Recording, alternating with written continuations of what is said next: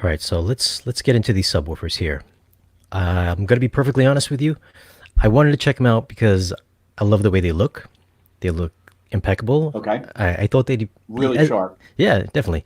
I was a little surprised at the size because they were so tiny. Like they're like a 13-inch box, and then you packed Hmm. dual 9-inch drivers in it.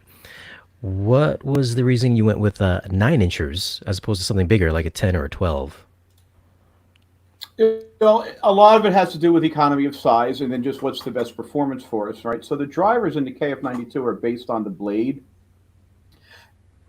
LF drivers and the Blade 2 LF drivers. So that's a size that we're very comfortable with. If just to kind of branch up, if you look at UniQ, we have different models of UniQ throughout the range, but the tweeter stays the same throughout. And what we found with our LF drivers, with our bass drivers, is we can get a great amount of performance out of them. Now, the thing that's deceiving about those drivers is the size of the magnets on them. I don't have off the top of my head how heavy they are, but I'm sure you can remember lifting the box Hmm.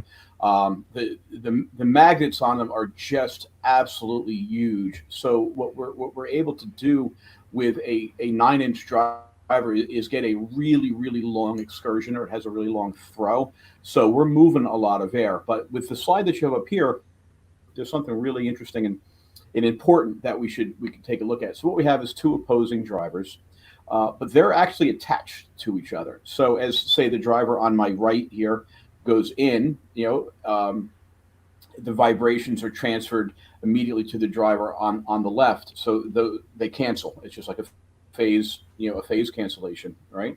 So what you're doing is all that excess energy, all that vibrational energy that would normally get transferred to the box, gets dissipated by each other. It's the same technology that we use in Blade. So when you listen to a Blade, you're not hearing a speaker. You're hearing the actual sound, and it's the same concept here with with the KF92. You're not hearing the box vibrate, right? And as that box vibrates, it'll turn into a speaker of its own, of course, interfering with the sound that we want to have.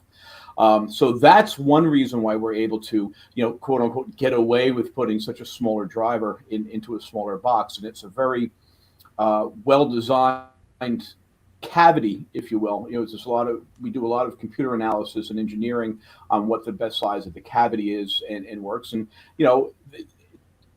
the market kind of likes a smaller, more efficient box. It just looks better in your room. It doesn't take as much space. And then today, we're really looking at people putting two and sometimes even four subwoofers in a room. If they're not massive, giant boxes, it's a little bit easier to do that.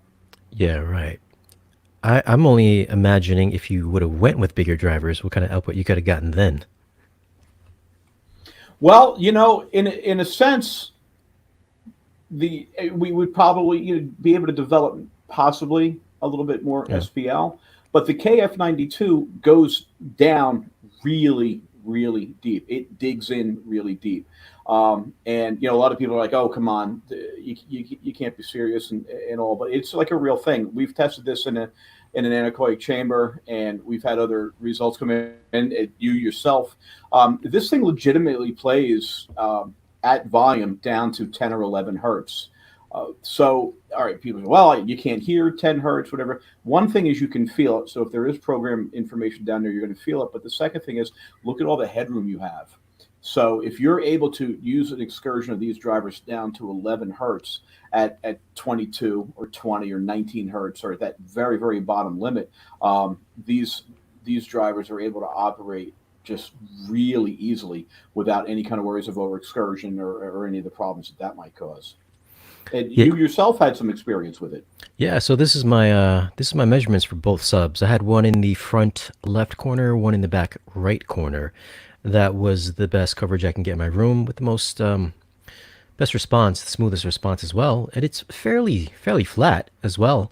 And at about 10 hertz, I was getting 104 dB.